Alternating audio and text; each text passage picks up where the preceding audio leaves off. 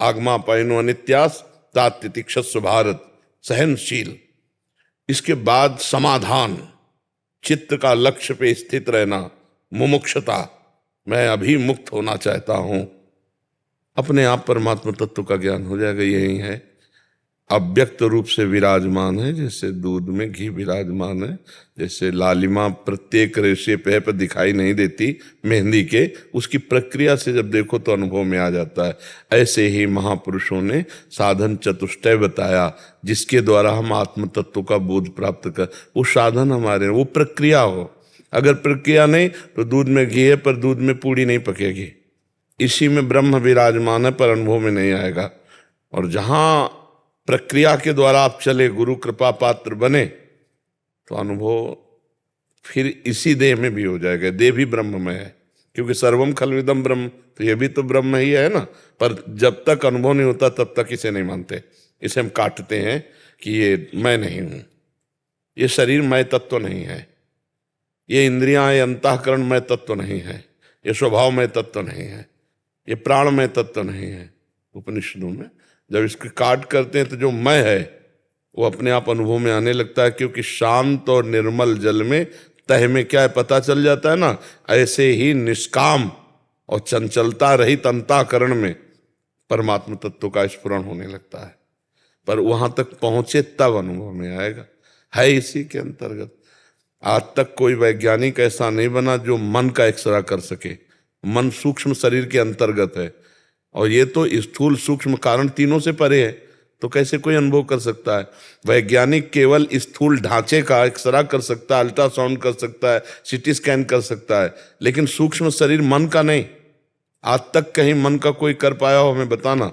फिर सूक्ष्म शरीर के ऊपर कारण शरीर, तीनों का जो बाध कर देता है, वही आत्मबोध को प्राप्त होता है। अभी तो शरीरों में ही हमारी रति है, तो हम आत्म तत्व को कैसे जान पाएंगे। वही हमारा स्वरूप है, कोई और नहीं है, वही हमारा स्वरूप है।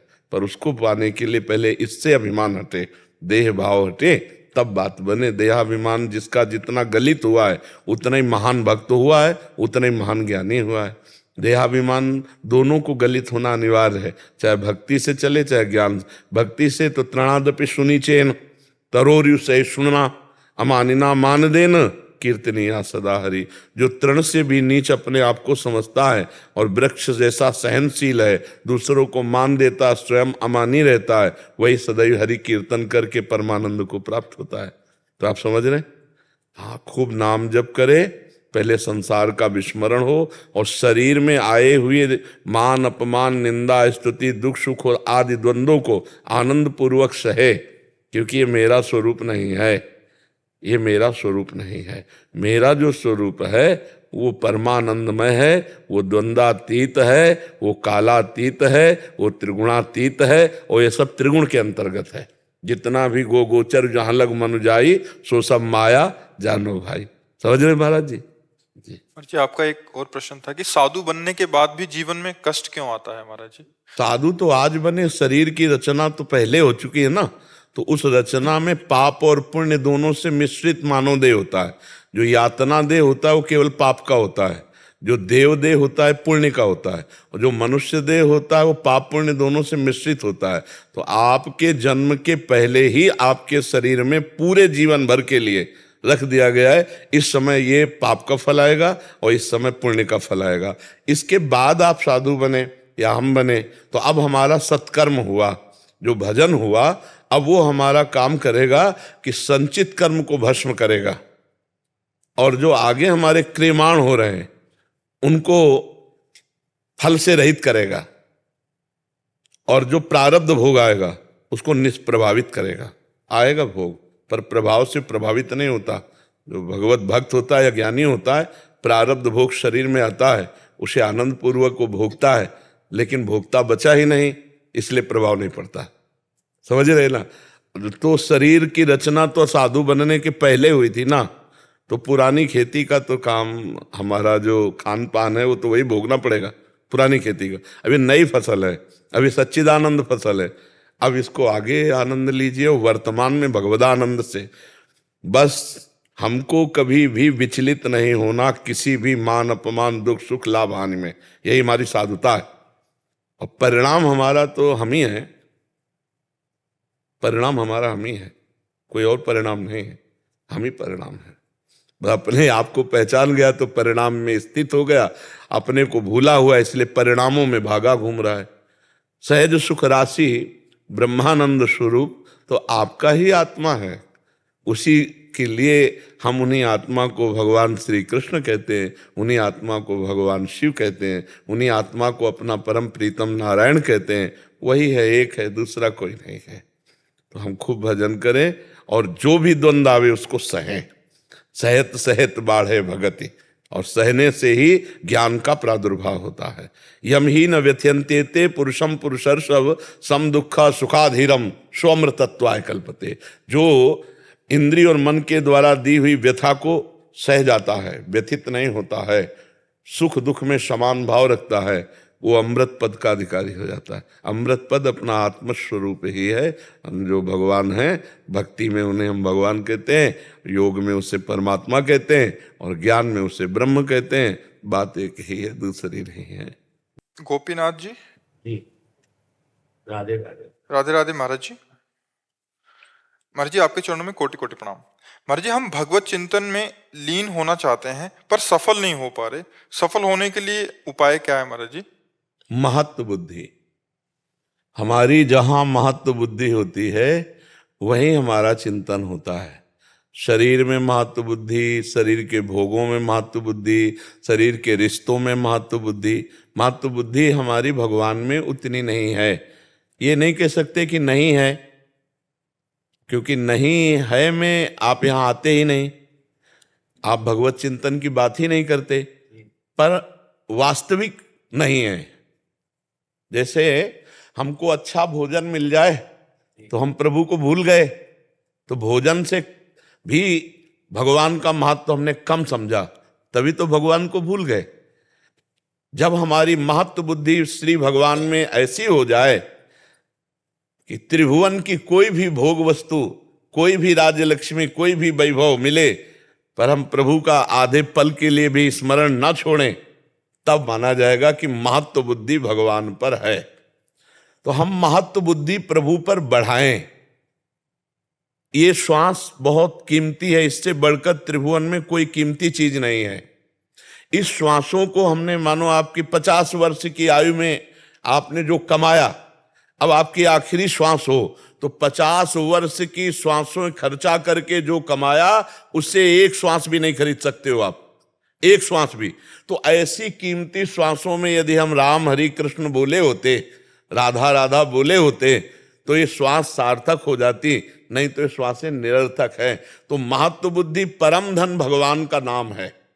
अगर भगवान का नाम प्रत्येक श्वास में चल रहा है तो हम महत्व बुद्धि भगवान पे रखते हैं। यदि नहीं चल रहा है तो फिर राग द्वेष का चिंतन चल रहा होगा या विषय का चिंतन चल रहा होगा, तो फिर भगवान का अनन्य चिंतन नहीं होता। अब महत्व बुद्धि कैसे बढ़े भगवान में? हम जिनकी खूब चर्चा सुनते हैं और जिनकी चर्चा करते हैं वही हमारे चिंतन में आता है, और जो चिंतन में आता है उसी का महत्व हो जाता है। हम खूब भगवान की चर्चा सुने और खूब भगवान की चर्चा कहें। जैसे भागवत जी का है, हिंदी से है, 2-4 अध्याय रोज भगवान को सुनावें, भक्तों के चरित्र सुनावें, भगवान की खूब चर्चा सुने। जिनके श्रवण समुद्र समाना, कथा तुम्हारी सुभग सरि नाना, और भरे निरंतर होई न पूरे। खूब कथा पृथु जी महाराज ने तो कथा का ऐसा स्वाद मिला कि भगवान से कहा कि हमें एक वरदान दे दो, 10,000 कान हमारे दे दो। 10,000 कान, 1-2 कानों में, हाँ 5-5 हजार कानों की सामर्थ्य हो जिससे मैं रात दिन भगवान की चर्चा सुनता रहूं, तो महत्व बुद्धि आ जाएगी। हम जिसकी चर्चा सुनते हैं, जिसकी चर्चा करते हैं, हमारा मन वही मनन करता है। तो हम संसार की चर्चा सुनना बंद करें, संसार की चर्चा करना बंद करें, भगवान की खूब कथा वार्ता सुने और गाएं, तो अभी भगवान से प्रीति हो जाए। भगवान का नाम कीर्तन करें, भगवान का नाम जप करें, भगवान की लीला कथा सुने, भगवान की लीला कथा गाएं, और भगवान के प्रेमी संतों का समागम, उनके सानिध्य में रहे, तो अभी भगवान पर महत्व बुद्धि हो जाएगी। अगर भोगों में राग है, संसार में राग है, तो भगवान से देखो, भगवान का भजन करने के लिए ये चौपाई जीवन में उतारनी पड़ेगी। जननी जनक बंधु सुत धारा, तनु धन धाम सुहृद परिवारा, सबकी ममता ताग बटोरी, मम पद मनहि बांध बर डोरी। शेष काम भगवान कर देंगे। आपको सत्संग के द्वारा प्राप्त विवेक से इनके संबंधों का राग जो है वो भगवान के चरणों में समर्पित करना होगा। अभी हमारा शरीर और शरीर संबंधियों में अधिक राग होने के कारण भगवान में महत्व बुद्धि जो होनी चाहिए वो नहीं है, इसलिए हमारा निरंतर भजन नहीं चलता। तो महत्व बुद्धि सुनने कथन से और मनन से होती है। जो श्रवण कथन सुमिरन तो फिर महत्व बुद्धि हो जाएगी। अभी श्रवण कथन सुमिरन हमारा संसार का होता है, इसीलिए इसी पे महत्व बुद्धि है। जैसे रोज किसी की बात सुनो तो आपको देखने की लालसा आ जाएगी। ऐसे हम जब रोज भगवान की बात सुनते हैं तो एक बार लग जाता है एक बार लाइव तो देखें भगवान को, कैसे है भगवान। जहां ये लालसा लगी भगवत प्राप्ति की, बस फिर काम बल गया। भगवत प्राप्ति की लालसा लगे तो अब चाहे 1 घंटा आपको बैठे रहना पड़े, बुरा नहीं लगेगा। ये लगेगा यार 1 ही घंटा की तो बात है, 1 घंटा बाद मिल लेंगे। तो ऐसे पूरा जीवन हमें चाहे इंतजार करना पड़े, पर लालसा लग गई ना भगवत दर्शन की, हाँ अब और कछु न सुहाए, अब कुछ अच्छा नहीं लगेगा। भगवान से जो आशिकी करते हैं ना उनका कुछ अलग चित्त होता है। नहीं खान पान ते भावे है, नहीं कोमल वसन सुहावे है, सब विषय लगे ते खारा है, हरि आशिक का मग न्यारा है। वो जगत के मार्ग से अलग होता है। संसार चाहता मान, वो मान अपमान में सब होना चाहता है। संसार चाहता है स्तुति वंदना, वो निंदा और स्तुति दोनों को समान समझता है। तो ये भगवत मार्ग में थोड़ा सत्संग का हमारे अंदर प्रभाव पड़े और संसार से महत्व बुद्धि हटे तो निरंतर भजन बनने लगे। अलका जी दिल्ली से।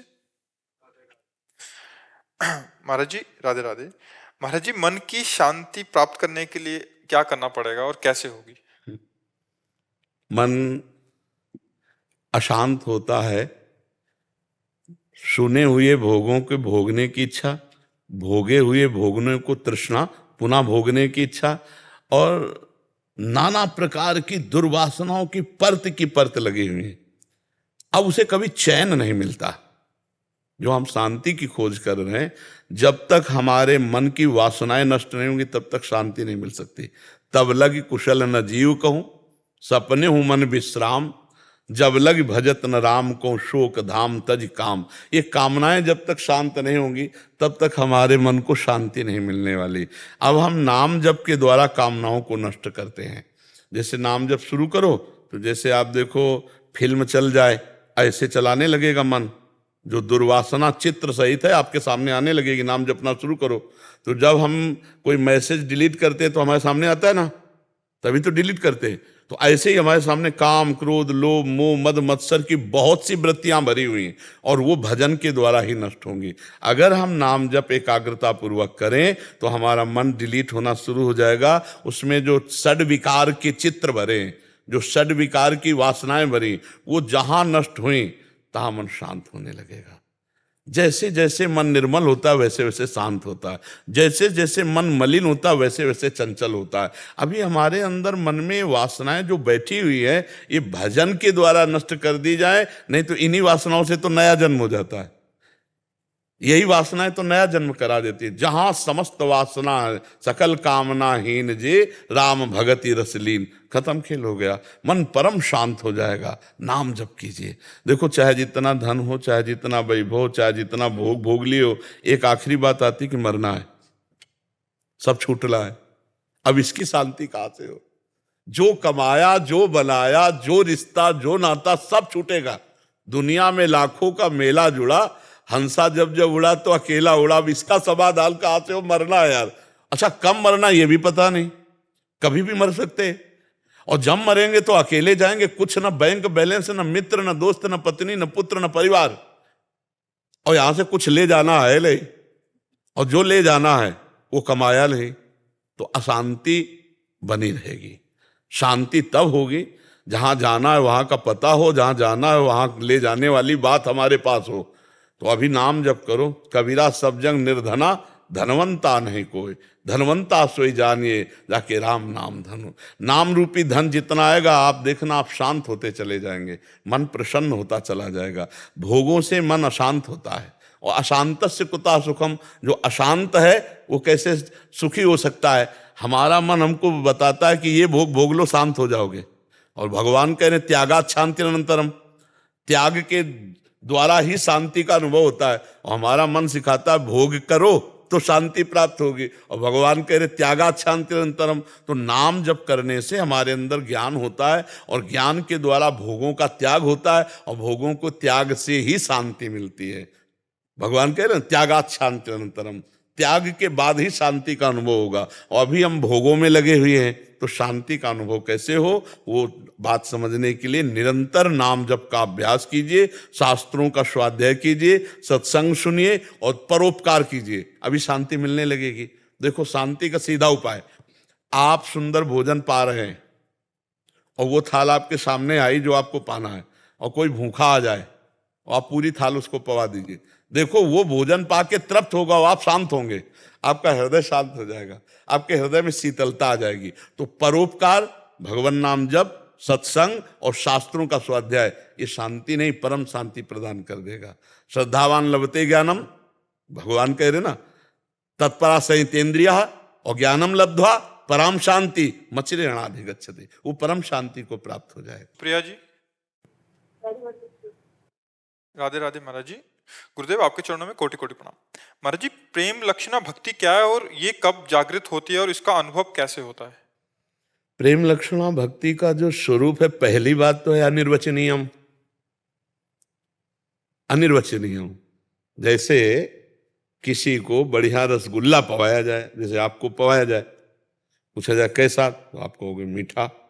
कितना मीठा? बोले बहुत मीठा। बहुत मीठा कितना? बोले खा के देख लीजिए। इतना, इसके आगे उत्तर नहीं दे सकते आप, यही 3 उत्तर होंगे। अगर गूंगे को पवा दे तो फिर उत्तर ही नहीं है, उसकी मुस्कुराहट से समझ सकते हो। तो यही मुंह का स्वादनवत, देवर्षि नारद जी ने कहा प्रेम लक्षणा भक्ति को मुंह का स्वादनवत, मुंह का स्वादन, ये अनुभव गम्य है, इसको वाणी से नहीं बताया जा सकता। अनिर्वचनीयम प्रेम स्वरूपम, वाणी के द्वारा इसका प्रवचन नहीं हो सकता प्रेम का। अब उसके जो भाव के लिए कहा, उसका इतना सूक्ष्म तरम अनुभव स्वरूपम प्रतिक्षण वर्धमानम, पर सूत्र का जो सार है वह कामना रहितम। यदि कामना रहित हो जाए तो वो प्रेम लक्षणा भक्ति को प्राप्त हो जाए। इसी को गोस्वामी तुलसीदास जी ले, सकल कामनाहीन जे राम भगति रसलीन। जो कामनाएं हैं ये जब तक बनी रहती है तब तक प्रेम की बात नहीं है। कामना और प्रेम में बड़ा अंतर है। कामना अंधकार है और प्रेम निर्मल भास्कर है, और कामना से ही सब कोई चल रहा है। तो प्रेम निष्कामता में जागृत होता है और हम सकामी हैं, एक एक मिनट में कामनाएं जागृत हो रही। आप विचार करके देखिए। तो पहले साधारण भक्ति शुरू होती है, सबकी साधारण भक्ति शुरू होती है, और उसमें कामना होती है कि मैं सुखी हो जाऊं, दुख से निवृत्ति हो जाए। फिर जब हम नाम जप करते हैं, सत्संग सुनते हैं, शास्त्र स्वाध्याय, तो हमारे अंदर विवेक जागृत होता है। सत्संग से विवेक जागृत होता है। बिनु सत्संग विवेक ना होई, और राम कृपा बिनु सुलभ न सोई। भगवान की कृपा से जब सत्संग मिलता है तो ये विवेक जागृत होता है। विवेक का मतलब क्या होता है? जो सत असत का निर्णय कर सके। तो हमारे निर्णय में आया कि जितना भी हम देख रहे हैं, जितना भी भोग रहे हैं, जितना भी सुन रहे हैं, ये सब भगवान की माया का स्वरूप है। गो गोचर जहां लग मनु जाई, सो सब माया जानो। और इसकी सत्ता नहीं, ना सतो विद्यते भाव, ना भाव विद्यते सत्ता। अब हम शरीर से, शरीर संबंधी भोगों से और शरीर संबंधी रिश्ते नातों से अपने मन को हटा के प्रभु में लगाएं। प्रेम लक्षण भक्ति के लिए कह रहे हैं, जननी जनक बंधु सुत दारा, तनु धन धाम सुहृद परिवारा, सबकी ममता ताग बटोरी, मम पद मने बांध बर डोरी। देखो हिम्मत करो, सबकी ममता को बटोरो। एकमात्र ममता जब बटोर जाएगी तो हृदय में आएगा, जैसे मीरा जी के हृदय में आता है, मेरे तो गिरधर गोपाल दूसरो न कोई, जाके सिर मोर मुकुट मेरो पति सोई। अब जब सब जगह से ममता समेटकर भगवान के चरणों में आई और तनुआंग मनोभी रमले सोहम तवि वासिता, शरीर मन वाणी और स्वयं भगवान की शरण में हो गए, तो अब कामना किसके लिए करें? सारे रिश्ते भगवान के चरणों में और पूरा जीवन भगवान के चरणों में, तो अब कामना के लिए कोई गुंजाइश नहीं, क्योंकि मैं और मेरा बचा नहीं। अब उससे प्रीति का अंकुरण होता है। अब वो भगवान को स्मरण करके कभी रोता है, कभी हंसता है, कभी गाता है। न लाज तीन लोकन की, न वेद को कहो करे, न शंख भूत प्रेत की, न देव जच्छ ते डरे, सुने न कान और की, दृश्य न और इच्छना, दृश्य न और इच्छना। यही प्रेम लक्षणा भक्ति उसके हृदय में जागृत होती है कि गदगद सुर नयना सजल, दंपति रस रह भीन, ई गति वृंदा विपिन में फिरे प्रेम तनलीन। पर वहां तक पहुंचने के लिए पहले कामनाओं का और ममता आसक्ति का त्याग अनिवार्य है। इसलिए श्रीमद् भागवत का खूब स्वाध्याय करें, गीता जी को खूब पढ़े, पहले समझे भगवान की महिमा और माया की महिमा, और असत माया का त्याग और भगवान के प्रति अपनापन। फिर धीरे धीरे हमारी प्रीति का अंकुरण। प्रीति बहुत दुर्लभ वस्तु, भगवान सब दे देते हैं लेकिन प्रीति नहीं। और जब कोई भगवान से प्रीति करने चलता है तो इन तीन का प्रचंड तांडव शुरू हो जाता है उसके जीवन में, कंचन, कामिनी और कीर्ति। इन खाइयों को पार कर जाए तो आगे भगवान ऐसे खड़े आ जाओ। लेकिन भाई 100 में 75 तो लुढ़क जाते पहले में ही 75, चाहे वो जो साधक हो, चाहे स्त्री शरीर साधक हो, चाहे पुरुष शरीर साधक हो, जो मन में कल्पना की उसके अनुसार आपको संग मिलेगा। क्योंकि आप भजन कर रहे हो ना, भगवान से मिलना चाहते हो ना, तो जैसा सोचा था तुमने मन में वैसे ही भोग आपको मिलेगा। तो 100 में 75 तो ढलक जाते पहली खाई में। फिर दूसरी आती है रुपया, सोना, चांदी, महिमा। अब वो निकला था दासत्व में, मैं सेवक सचराचर रूप स्वामी भगवंत।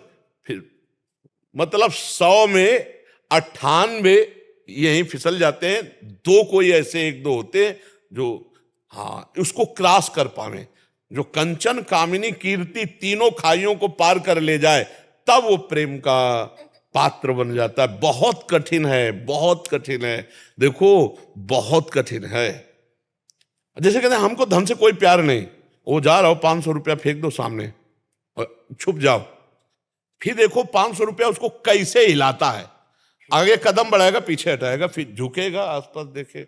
यद्यपि कोई बात नहीं, लेकिन वो 500 रुपया उसको कैसे जगड़ता है आदमी को। इन तीनों को जो पार कर जाए वो प्रेम को प्राप्त होता है। इसलिए नाम जप करे, सबसे पहली बात नाम का नियम ले ले, भगवान के आश्रित हो जाए और भगवान से प्रार्थना करता रहे कि हमारी ममता आपके चरणों में हो जाए, हमारी अहमता आपके चरणों में समर्पित हो जाए। तो अहमता ममता भगवान के चरणों में जब समर्पित हो जाएगी तभी प्रीति का अंकुरण होता है। इसलिए पहले साधारण भक्ति में लगे, घर में ठाकुर जी विराजमान करे, बिना भोग लगाए पानी भी ना पिए, पहले ठाकुर जी को भोग लगाए, घर के सदस्यों की भगवत भाव से सेवा करे, कभी गुस्सा न करे, कभी कोई गलत आचरण न करे, तो धीरे धीरे हमारी आध्यात्मिक उन्नति होती जाएगी। तो हमारे अंदर भागवतिक दैवी संपदा आने लगेगी, तब प्रेम का प्रकाश होगा। और प्रेम के बाद जो होता है वो तो लिखा पढ़ी की बातें नहीं, वो तो जाने मोरी छाती, हाँ वो तो हृदय का विषय, वो कहले का विषय नहीं। अनिर्वचनीयम प्रेम स्वरूपम। प्रभजोत सिंह जी अम्बाला से। राधा वल्लभ श्री हरिवंश महाराज जी, राधे राधे। आपके चरणों में दंडवत प्रणाम। महाराज जी, नाम जप करते समय मन में यही चिंतन चलता रहता है कि हम नाम जप नरक के डर से कर रहे हैं, प्रेम भावना से नहीं। इस चिंतन को प्रेम कोई भावना बात में नहीं, कैसे? कोई बात नहीं। हम अग्नि को प्यार से छुएं या जबरदस्ती कोई छुआ दे या भूल से छू जाए या हम क्रोधवश छू लें, तो उसमें एक दाहिका शक्ति है, एक प्रकाशिका शक्ति है और एक दाहिका शक्ति है। वो दाहिका शक्ति जला ही देगी चाहे जिस भाव से हम छुएं। जहर में मारण शक्ति है, हम प्यार से पी जाएं या अश्रद्धा से पी जाएं या जबरदस्ती कोई पिला दे या छल से पिला दे, वो मार ही देगा।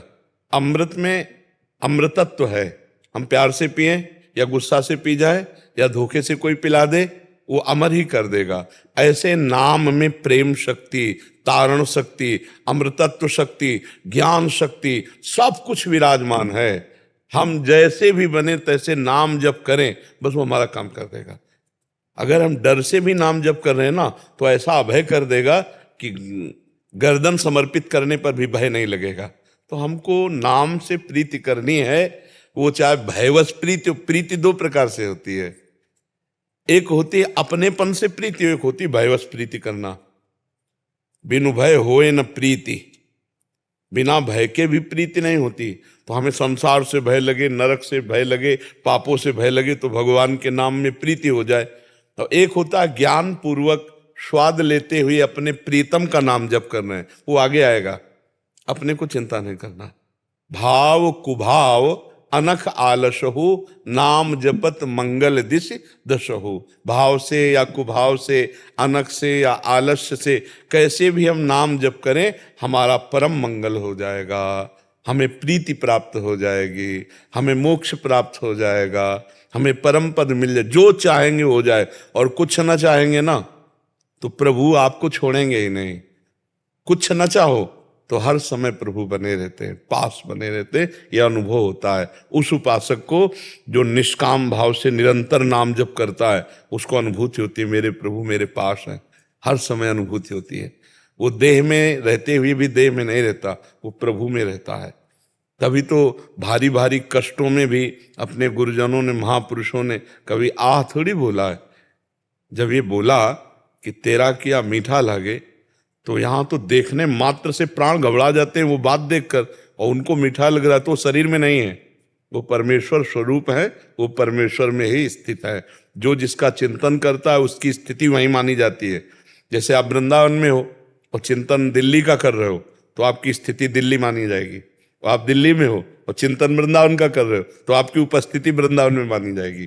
चिंतन की ही उपस्थिति। तो जब हम नाम जप कर रहे हैं तो नाम में नामी और सब वैभव विराजमान है, सब ज्ञान, सब वैराग्य, सब प्रेम नाम में विराज। बस बार बार हम उसकी आवृत्ति करते रहें। जिसके जीवन में नाम नहीं है उसका जीवन व्यर्थ जीवन और मृत जीवन है। मृत माने मरा हुआ, बेकार का जीवन, केवल भोग वासना का कोई जीवन है। यदि अपने जीवन में नाम नहीं है, अपने जीवन में भगवत परमेश्वर से प्रेम नहीं, तो फिर मतलब वो जीवन किस काम का, वो जीवन किसी काम। भाव बने भी ना बने भी, हमको जैसे औषधि खानी है, डॉक्टर ने दिया, हमारी श्रद्धा बने या ना बने, हमारा भाव बने ना बने, रोग दूर करने के लिए मुझे औषधि खानी ही है, ऐसे हमें नाम जप करना प्रारंभ में। बाद में तो स्वाद आ जाता है, और जब नाम का स्वाद आ जाता है फिर नाम से बढ़कर कुछ नहीं है। जो हम नाम जप कर फल चाहते हैं ना, वो फल की भी विस्मृति हो जाएगी। इतना मीठा नाम लगेगा, इतना स्वादिष्ट नाम लगेगा कि यही लगेगा बस ये नाम न छूटे और कुछ भी हो।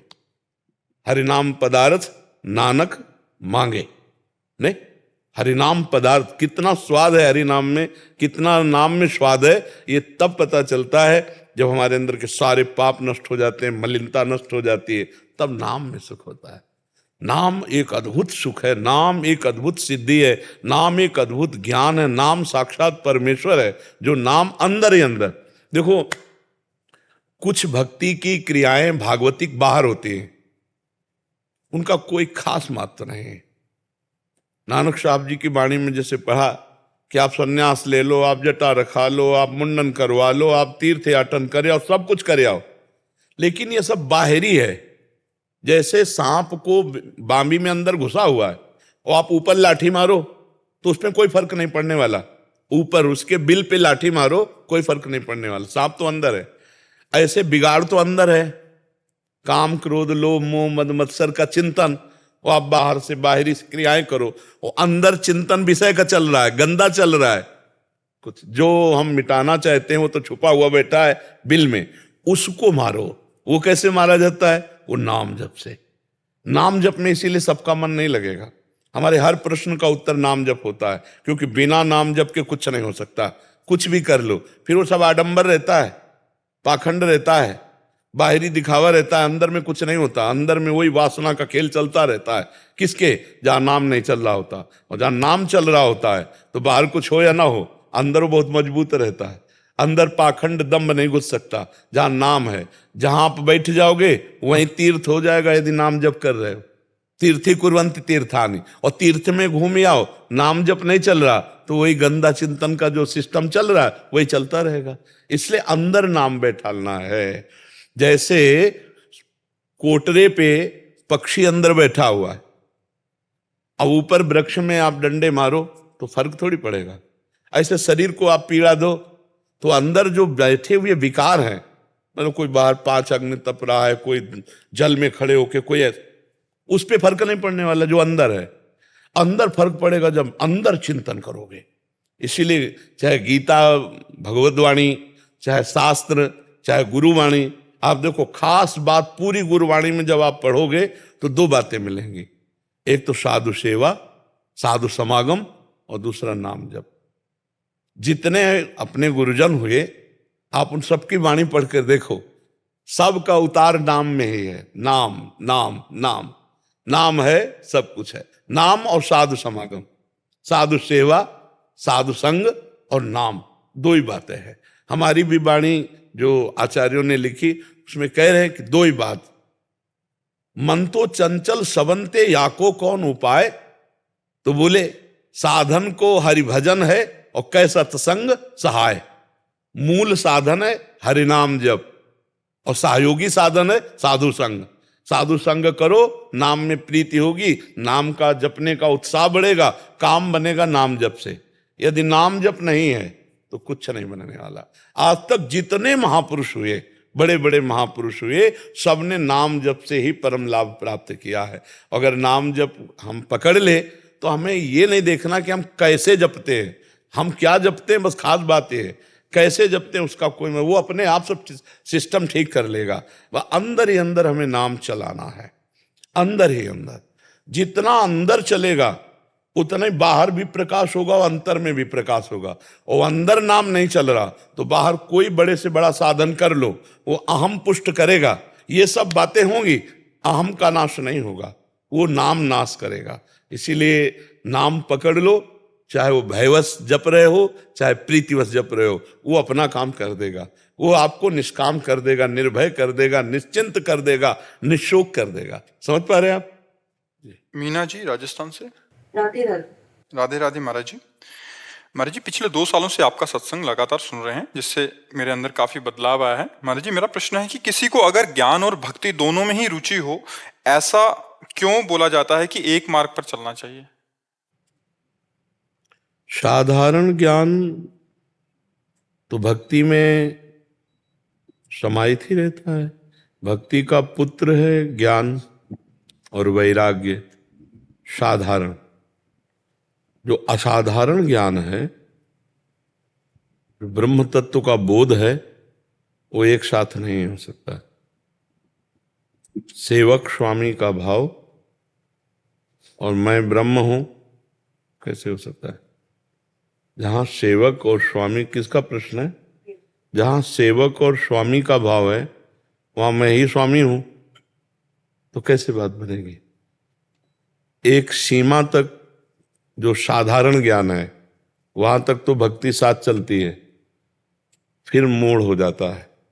सीमा तक ज्ञान, जैसे जगत नाशवान है, समस्त भोग दुखमय है, समस्त संबंध भ्रमात्मक है, ये ज्ञान ही तो हो रहा है। लेकिन जब ज्ञान इस बात का कि मैं ब्रह्म हूं, जब वही ब्रह्म मैं हूं तो सेवक कौन है? सेवक तो भ्रम हो गया, फिर सेवक स्वामी भाव भ्रम हो गया। और भक्ति की सिद्धि है सेवक स्वामी भाव से। सेवक से विभाव बिन भव न तरी उर्गात। कोई समझे या न समझे, सबसे हमारी समझ भली, ठाकुर नंद किशोर हमारे, ठकुराइन वृष भानु लली। यह भक्ति। और जब शुद्ध ज्ञान की बात आती है तो ब्रह्मविद ब्रह्मवि भवति। ब्रह्म को जान लेता, ब्रह्म स्वरूप हो जाता है। सेवक से विभाव खत्म, वो मोक्ष को प्राप्त हो जाता है। वो भक्त मोक्ष प्राप्त नहीं करता, वो भगवान की रूप माधुरी, लीला माधुरी, उनके प्रेम, उनकी सेवा, उनकी दासता में मगन रहना चाहता है। इसलिए आगे चलकर दोनों मार्ग अलग अलग हो जाते हैं। रसास्वादन उसी परमात्मा का है, लेकिन एक अभेद भाव से है। एक भेद से अभेद और अभेद से भेद, प्रेम का, ये उच्च कोटि का प्रेम रस होता है। तो आगे चलकर फिर दोनों का रास्ता अलग अलग हो जाता है। ज्ञान की एक सीमा तक तो दोनों को एक ही रास्ता है, परमात्मा का है। फिर एक जाता है अभेद में, वही मैं हूं, मेरे सिवा कोई नहीं, मैं ही मैं, तो मोक्ष को प्राप्त हो जाता है।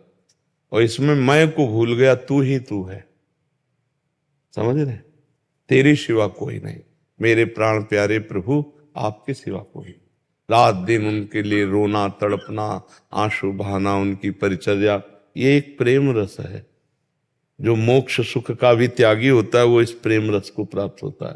तो साधारण भक्ति और साधारण ज्ञान ये दोनों एक साथ चलेंगे, लेकिन असाधारण भक्ति तो ये ज्ञान कर्म के अधीन नहीं है, ये परम स्वतंत्र जो भक्ति है, प्रेम लक्षणा भक्ति, ये परम स्वतंत्र भक्ति, स्वतंत्र सकल गुण खानी और बिनु सत्संग न पावई प्राणी। भगवत प्रेमी महात्मा के संग से ही इसका रंग जागृत होता है। जो मोक्ष सुख का त्यागी है वो प्रेम अभिलाषा से पूर्ण होता है। तो कुछ दूरी तक तो ज्ञान वैराग्य भक्ति तीनों, फिर एक जो विशुद्ध ज्ञान का मार्ग है वो अलग चल देता है और भक्ति का अलग है। घाट अलग है, रसास्वादन एक ही है। उसी परमात्मा का ही तो रसास्वादन है, और वो अभेद होकर उसमें मिल जाता है परमात्मा समुद्र में, और वो परमात्मा समुद्र का सेवन पान करता रहता है। एक चीटा चीनी में मिलकर के चीनी बन गया, यह है ब्रह्मज्ञानी, और एक चीटा चीनी के किनारे लगे हुए स्वाद लेता रहता है, यह है भक्त। कौन सा आपको पसंद आएगा? मैं ऐसे तो ब्रह्म ज्ञान भी सुनती हूँ। नहीं, सुनना, देखो बाजार में गए तो सब कुछ देखते हैं, लेकिन आप खरीदे क्या? बात यह नहीं कि मैं हीरे की भी दुकान में गई, मैं सोने की भी दुकान में, आपने खरीदा क्या? बात यह है ना, आप किस मार्ग की पथिक हैं? वही मुझे थोड़ा सा कंफ्यूजन। अब मतलब अभी चौराहे पे खड़ी हैं, कंफ्यूजन अभी तो आप चौराहे पे खड़ी है कि मैं चलूं तो किधर चलूं, आप किलोमीटरों की जानकारी कर रही। अभी तो ब्रह्म ज्ञान और भगवत प्रेम में बहुत अलग की बात हो सके। हमारी प्रार्थना, हमारी अगर प्रार्थना मान लें और आप नाम जप करें तो जो चाहेंगे वो मार्ग आपको प्राप्त हो जाएगा। प्रभु का नाम बार बार जप कीजिए और आपको चाहिए तो शुद्ध ज्ञान हो जाएगा, आपको चाहिए तो प्रेम हो जाएगा, आपको चाहिए सांसारिक भोग तो वो भी मिल जाएंगे, भगवान चाहिए तो भगवान भी मिल जाएंगे। नाम जप नहीं है तो इन कोरी बातों से माया पर विजय प्राप्त नहीं किया जा सकता, चाहे जितना कोई बात कर ले। ऐसे ऐसे लोग हैं जिनको ग्रंथ कंठस्थ है, तो क्या वो माया विजयी हो सकते हैं क्या? ग्रंथ कंठस्थ होने से माया पर विजय थोड़ी प्राप्त होती है, भजन बल होने पर माया से विजय प्राप्त होती है। खूब नाम जप करो। अगर नाम जप नहीं है तो हम वो ज्ञान अधूरा मानते हैं, वो भक्ति नहीं मानते, हम उसे हम पाखंड मानते हैं। बिन विवेक वैराग्य भक्ति बिन सत्य नय को मानो, भगवद विमुख कपट चतुराई सो पाखंडे जानो। तो वो बिना भजन के बारी मथे घृत हो ये बरु शिकताते बरु तेल, बिनु हरि भजन न भवतरी या सिद्धांत पेल। पानी मथने से भले भी घी निकल आवे, असंभव असंभव संभव हो जाए, गोस्वामी जी कह रहे हैं। बालू पेरने से भले तेल निकल आवे, असंभव। बोले ऐसा भी हो सकता है, पर बिना भजन के आप भव समुद्र से पार नहीं हो सकते। भजन जरूरी है। खूब नाम, जो नाम आपको प्रिय हो खूब नाम जप करो। नाम जप करती है? हाँ, कौन सा नाम प्रिय है? मुझे सब नाम अच्छे लगते हैं, कभी राम कभी राधा। हाँ, अभी कहारा शुरू करो तो फिर ज्ञान तक पहुंचा जाता है ना। खूब नाम जप करो, जो नाम प्रिय हो खूब नाम जप करो। देवेंद्र शर्मा जी।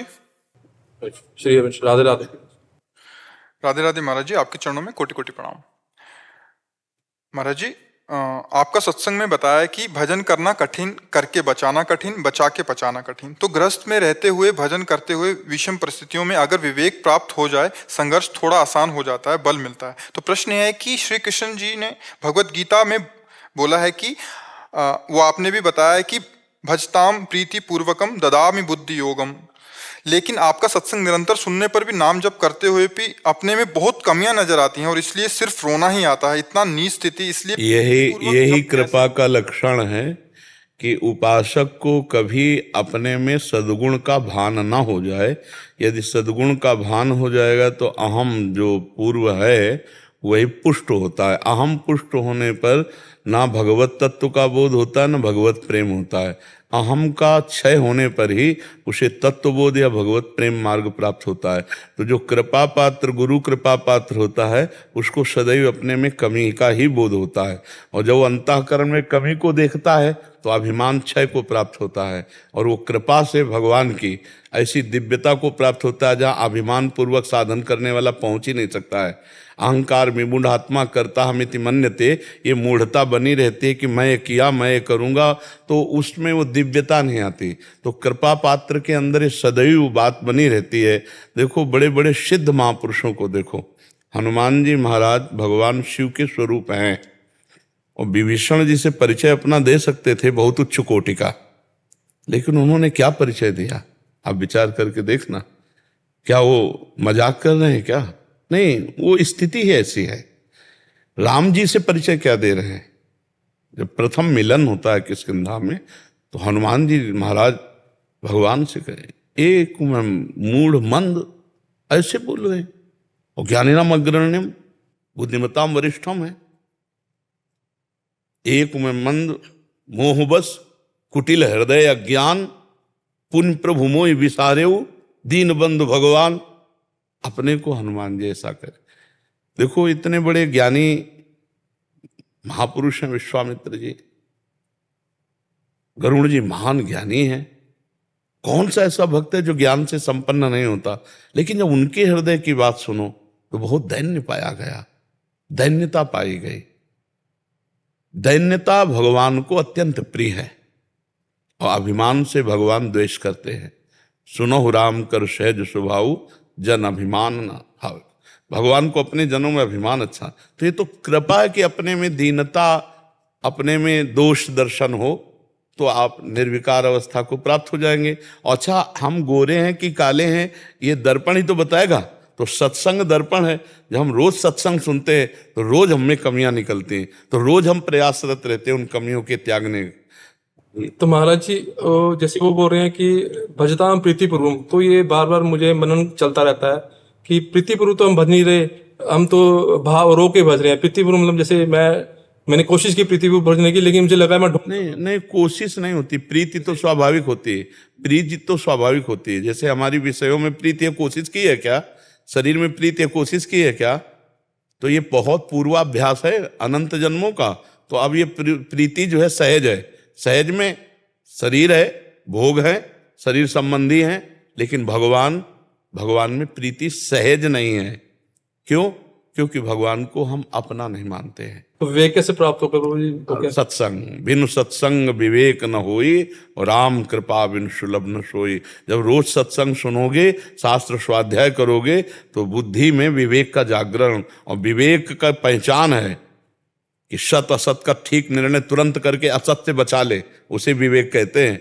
भोग भोगने के बाद या घटना होने के बाद सबकी बुद्धि काम करती है, लेकिन विवेक घटना के पहले निर्णय करके बचा लेता है, और वो विवेक सत्संग से प्राप्त होता है। और वो सत्संग जिससे विवेक प्राप्त होता है वो भगवान की कृपा से मिलता है, वो बाजार में नहीं मिलता, वो पैसे से नहीं मिलता। राम कृपा बिनु सुलभ न सोई। बिना भगवान की कृपा के सच्चे भगवत प्रेमी महात्मा का संग नहीं मिलता, और बिना भगवत प्रेमी महात्मा के संग के विवेक जागृत नहीं होता, और बिना विवेक के भगवान में अनुराग नहीं होता। महाराज जी, क्या विवेक और विवेक पूर्व के प्रारब्ध भी निश्चित है? तो इसका प्रारब्ध से कोई संयोग नहीं। नहीं, प्रारब्ध से बुद्धि है। एक बच्चा है बहुत बुद्धिमान, एक बच्चा है बहुत मूर्ख है, लेकिन वो लौकिक आध्यात्मिक विवेक ये गुरु कृपा से प्राप्त होता है। इसका प्रारब्ध से कोई संबंध नहीं। विवेक का प्रारब्ध से, ज्ञान का कोई प्रारब्ध से संयोग नहीं होता, बुद्धि का संयोग होता है। कि बोले बुरी दशा आने के पहले बुद्धि बदली जाती है। जैसी वो भवतव्यता तैसी बने सहाय, आप ना आवे ताई पर ताई तान। ये शरीर और बुद्धि के अंतर्गत सारे खेल हैं, लेकिन माया मुक्त होने के लिए जो विवेक चाहिए वो प्रारब्ध नहीं, वो भगवत प्रेमी महात्माओं के संग से प्राप्त होता है। महाराज जी, जैसे आपने बोला कि कुछ कुछ योग भ्रष्ट हो जाते हैं, तो इस जन्म में पूर्व से ही, बचपन से ही वैसा विवेक जागृत हो जाता है उनका, तो ये कहीं कहीं मिलता है? नहीं, इसका मतलब प्रारब्ध का नहीं है, इसका मतलब भजन है। जो उन्होंने पूर्व भजन किया है। अब जैसे भरत जी महाराज, हिरण में आसक्ति हुई, पर हिरण के शरीर में उनके अंदर विवेक काम कर रहा है कि यार मैं हिरण के चक्कर में फंसा तो हिरण बन गया, ये भजन बल से। और फिर गंडकी नदी में हिरण का शरीर डुबो करके और खूब भजन कर रहे हैं। ये भजन का प्रताप काम कर रहा है उनका, भजन का प्रताप उनको ज्ञान दे रहा है। और ये भजन में रति उनकी जो हुई भगवान ऋषभ देव जी उनके पिता से, उनके उपदेश से हुई। तो भगवान और भगवान के प्रेमी भक्तों के संग से जो विवेक प्राप्त होता है वो कभी नष्ट नहीं होता।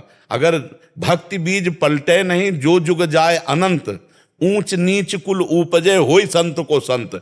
भक्ति का बीज पड़ गया, विवेक आ गया, अब धोखा अगर कभी चूक हो गई तो उतना विवेक उसको वहां प्राप्त मिलेगा। वो प्रारब्ध नहीं हुआ, वो भजन का बल हुआ। भजन और प्रारब्ध बहुत अंतर है। प्रारब्ध होता है शुभ अशुभ कर्मों से मिश्रित, और जो भजन होता है त्रिगुणातीत होता है। तो विवेक जो होता है ये गुणातीत करने के लिए है। भजन के फलस्वरूप, संत समागम के फलस्वरूप, शास्त्र स्वाध्याय के फलस्वरूप जो प्राप्त होता है उसे विवेक कहते हैं। और जो शुभ अशुभ दुख सुख आदि की गतियां हैं, ये शुभ अशुभ की गतियां हैं, इन्हीं में पूरा जीव चराचर भटक रहा है। लेकिन जिसको विवेक प्राप्त हो गया अब वो भटक नहीं सकता। चूक हुई तुरंत संभाल लिया, हिरण के शरीर में ही संभाल लिया। चूक हुई तो हिरण के शरीर में ही संभाल लिया। नहीं भला पशु को कहीं ज्ञान प्राप्त होता है क्या? हिरण के शरीर में तो सब भूल जाना चाहिए। लेकिन ये भजन का प्रताप कि उस समय भी विवेक काम किया और अपने शरीर को गंडकी नदी में खड़ा करके हरी घास भी नहीं चरते कि कहीं आसक्ति ना हो जाए, और शरीर को भजन करते हुए छोड़ा, और अगला जन्म ब्रह्मबोध संपन्न महापुरुष के रूप में जड़ भरत जी के रूप में हुआ।